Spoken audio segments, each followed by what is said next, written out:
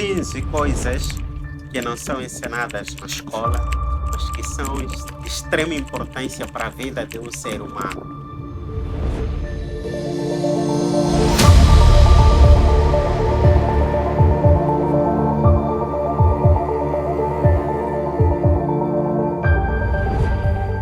A primeira coisa é a escola não te ensina como saber vender.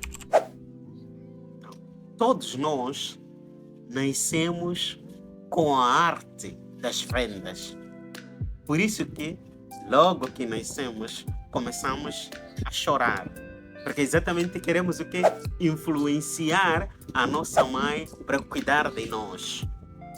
E depois, quando começamos a falar, aí já aprendemos a pedir.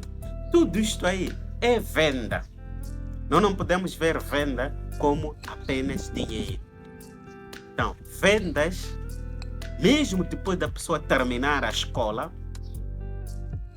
ao se candidatar a um emprego, na entrevista profissional, mesmo no próprio currículo vitae, é venda.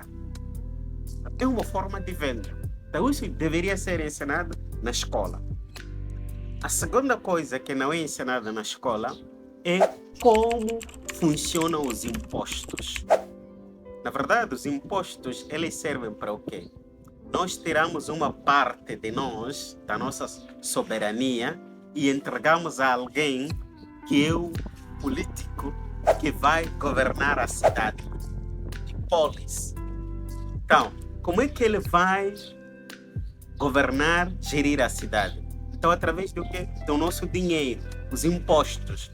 Então, o dinheiro, como as pessoas costumam dizer, é dinheiro do Estado, é dinheiro do governo. Dinheiro não é do governo, dinheiro é de todos nós, porque nós pagamos os impostos. Mas essa coisa não é ensinada na escola. Então, aí, você ao saber como funcionam os impostos, aí automaticamente você sabe que o servidor público, ele está a gerir o seu dinheiro, ele é pago pelo seu dinheiro. E como consequência, você deve pagar os impostos. Porque para a tua cidade estar limpa, para as estradas serem construídas, são os impostos que você paga. Não há nenhum outro país que é amigo do outro. Sempre há alguma coisa aqui em troca, que é o bem público, que é nosso. Então tudo isso tem que ser ensinado nas escolas. A terceira coisa que não é ensinada na escola é como liderar. Então você tem que ter a capacidade de influenciar as pessoas. E este de liderar tem uma grande relação com a primeira habilidade que não é ensinada na escola. E a quarta é como funciona o dinheiro. Aqui, a regra básica de como funciona o dinheiro é de que tudo responde ao dinheiro. Por isso que está escrito, não há festa sem dinheiro. Quando você está doente, você precisa de dinheiro. Para você comer, você precisa de dinheiro. Então você tem que saber como esse dinheiro funciona. Mesmo quando você vai à escola, prepara-se para um emprego, para o quê? Para entrar no jogo do dinheiro. Então você entra num jogo que você vai jogar durante 40 anos, mas você ignora as regras. Adivinha só, será que você vai ganhar esse jogo? Claro que não. Então você tem que saber quais são as regras desse jogo. E aí há aquelas 17 regras que é para aprimorar o jogo interno do dinheiro. Porque, na verdade, dinheiro é emoção. Porque o que nós compramos, ou que as pessoas compram, não é o objeto em si. É a sensação, o sentimento de ter aquela coisa. Por isso que, mesmo aquilo que se chama dos copyright, ou a carta de vendas, geralmente trabalha com as emoções, porque as pessoas sabem de que a compra é baseada na emoção. Não na emoção no sentido em que a pessoa não compra. Não, no sentido em que a pessoa não compra um carro, não sei de que marca, porque esse é mais veloz ou não sei. Por que não? Porque lhe dá algum status, porque a pessoa se sente alguém, ou sei lá, por estar naquele carro, por conduzir aquele carro. Então, esse sentimento é que a pessoa compra. A outra coisa que não é ensinada é a negociação, que tem alguma relação com as vendas. Mas aqui a negociação é o quê? É exatamente você entender as partes, os pontos de vista da outra pessoa e você ser capaz de colocar os seus pontos de vista e encontrar harmonia. E aqui basicamente é o que? É a tolerância e aceitação do outro. Coisa que na nossa sociedade quase não verificamos. Há intolerância, mesmo até nos meios religiosos. Então, cada um não tolera uma ideia que é diferente da sua ideia. Mas tudo isso, se nós tivéssemos aprendido na escola de negociar, respeitar os pontos de vista da outra pessoa e encontrar pontos comuns que nos unem, acredito eu que muitos conflitos seriam minimizados. A sexta coisa que não é ensinada na escola, que uma pessoa tem que saber, é como iniciar um negócio. Isso é fundamental, porque você só estar com uma única renda, depender de uma única fonte de renda, então isto aí é arriscado. Agora, imagine o dia que a tua empresa entrar em falência e você não tem habilidades, não tem competências como iniciar um negócio. Você não tem competência como vender. Você não tem competências como negociar. Imagine só. Então, é frustração. E quantas pessoas não morrem, não entram em depressão, exatamente porque perderam o seu emprego e porque não tinha outra coisa para fazer, não tinha outra habilidade, a pessoa fica deprimida. Mas se tivesse desenvolvido outras competências, provavelmente poderia não experimentar aquela situação triste. A sétima coisa que não é ensinada na escola é como pensar por si só. Você tem que pensar por si mesmo e não terciarizar as suas ideias, não deixar que as pessoas pensem. A oitava coisa é como processar questões. Isto aqui o que é a capacidade de resolver problemas. Imaginemos, por exemplo, aquela estratégia que a Disney usa para poder resolver os seus problemas, para poder encontrar a solução. Começar do impossível, depois para o difícil, para encontrar o fácil. Nós não somos ensinados essa forma de resolução de problemas. Porque exatamente o quê? Porque falha a coisa anterior, que é o quê? Pensar por nós mesmos. Então nós esperamos que a outra pessoa vai resolver os nossos problemas, porque nós não fomos preparados, não fomos capacitados para resolver problemas. E a vida, como eu sempre falo nos meus vídeos, é 70% da sua matéria são dificuldades, são adversidades, são problemas. Então imagine só, se nós não formos preparados para resolver o problema, o que é que vai esperar de nós? Pessoas que reclamam, pessoas que murmuram e pessoas que culpam as outras pessoas. E provavelmente essa pessoa que reclama, que culpa as outras pessoas pelo seu fracasso, pode ser que ele tenha razão, porque não foi preparado, não foi forjado para resolver problemas. A escola falhou. A nona coisa que não nos é ensinada é como fazer dinheiro. Tem a ver com iniciar negócio. Mas aqui, como fazer dinheiro. E este fazer dinheiro, não no sentido em que a pessoa, nós aprendemos uma única forma de fazer dinheiro, que é trabalhar para alguém. Mas existem outras formas de fazer dinheiro, que é o que? Negócio. E aqui há um dado muito importante.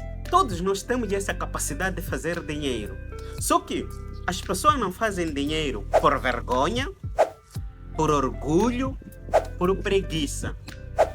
E por incrível que pareça, a mesma pessoa, quando sai daqui de Moçambique, vai fazer mestrado, doutoramento em outros países, na Europa, no Japão, ali vai fazer coisas que aqui ele não vai fazer. Ir lá, servir lá nos restaurantes, fazer o quê? Para ganhar dinheiro. Quando voltar a Moçambique, não vai fazer isso, porque eu sou mestrado, eu sou professor doutor. Mas lá do outro lado estava a fazer essas coisas. E ganhava dinheiro com isso. Então, aprenda a fazer dinheiro. Deixa de lado o orgulho, a preguiça, a falta de proatividade. A outra coisa é como construir bons relacionamentos. Sobretudo, como escolher uma parceira, um parceiro para a vida. Nós, geralmente, escolhemos alguém baseado nas características físicas. Muitos de nós, homens. Para as mulheres, não sei, podem ter outros seus critérios. Eu vou falar principalmente dos homens. Mas, se nós olharmos, mesmo aqui no Quênia, tem cursos de preparação para o casamento, em que é ensinado como você tem que se preparar para o casamento. Antes de se preparar para o casamento, também tem um curso de preparação para a vida. Então aqui é ensinado quais são os critérios que você tem que usar para escolher a pessoa que vai ser sua parceira da vida. Porque a beleza física, ela passa. O corpaço que ela tem, passa. Se de fato só nós ficarmos naquilo de que a beleza atrai, mas é o caráter que conquista. Então, como é que você vai conseguir encontrar o caráter da pessoa se você está ofuscado com a sua beleza? Mas se de fato você tiver a oportunidade de saber se ela é bonita, ela é interessante, ela tem um corpaço. Como eu disse, vou falar da parte dos homens. Mas, se você não tiver os seus critérios de que, ok, fisicamente ela tem estes atributos irresistíveis, mas olhando os meus valores e os pequenos sinais que ela deixa transparecer, será que teremos uma família? Será que aquilo que eu espero minha esposa, que ela tem que ser auxiliadora, estarmos na mesma missão, será que ela caminha ou vai caminhar comigo no mesmo compasso?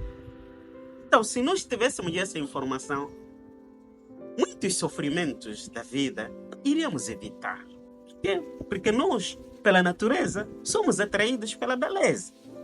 Mas só mais tarde é que descobrimos onde eu estava com a cabeça. A cabeça estava nas nuvens. E a 10ª é como falar em público. Esse também é uma outra situação que não nos é ensinada lá na escola. Então, por quê? Ao falar em público, você... Primeiro, por que as pessoas têm medo? Há o medo de errar, de falhar.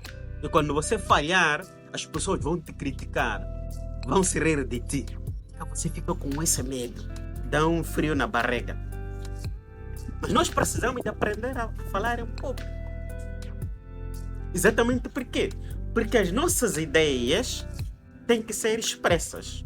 E elas, ao serem expressas, não que todo mundo vai concordar com elas. Até algumas pessoas vão atacar. Nós temos que ter a paciência de entender e compreender o outro. Todas as pessoas não vão concordar conosco. E só isso será possível se nós aprendermos como falar em público. A outra coisa que não nos é ensinada é exatamente como resolver os conflitos.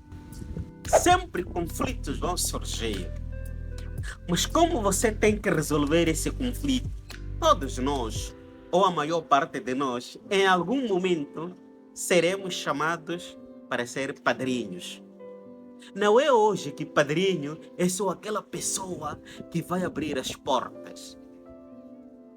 Padrinho é o segundo pai.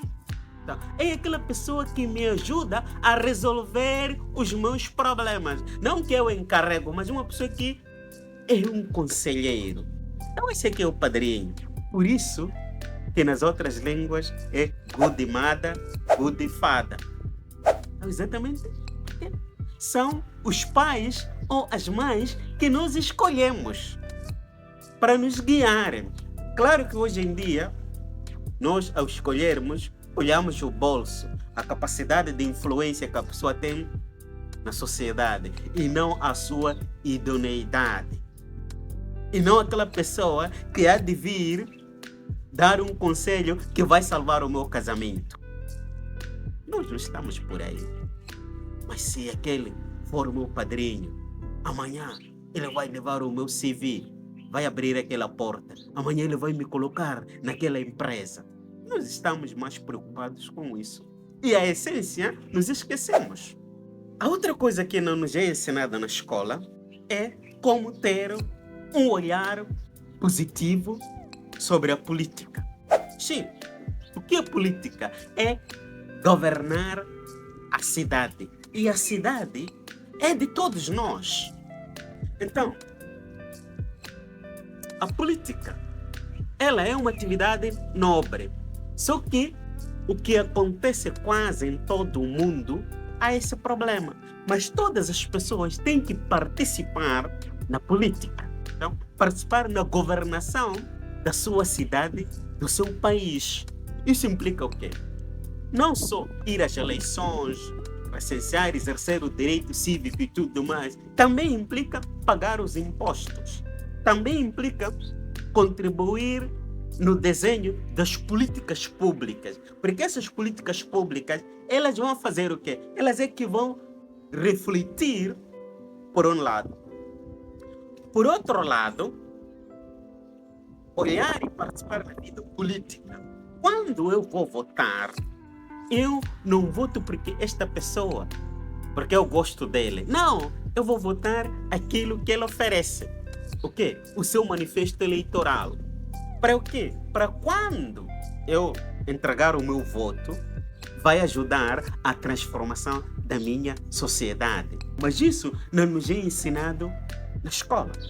A outra coisa que não nos é ensinada na escola é como lidar com os fracassos e com a perda. Em algum momento da vida, você vai perder uma pessoa muito querida. Em algum momento da vida, você vai perder uma grande oportunidade. Como é que você vai superar esse momento? Aquilo que as pessoas chamam de coping strategies, que são estratégias de superação. Como é que você vai se reerguer depois de uma situação desta natureza?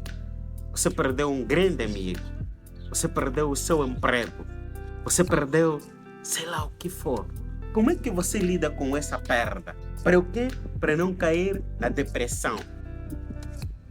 Como é que você lida com isto para encontrar forças para caminhar e aceitar que a vida é assim?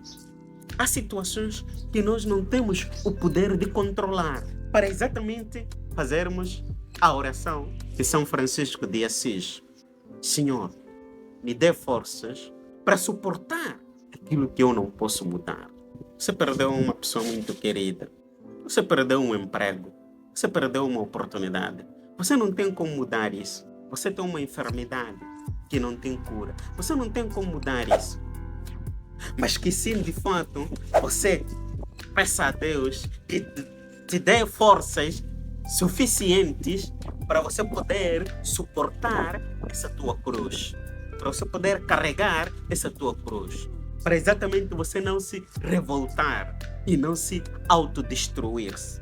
A outra coisa que não nos é ensinada na escola é saber comer bem.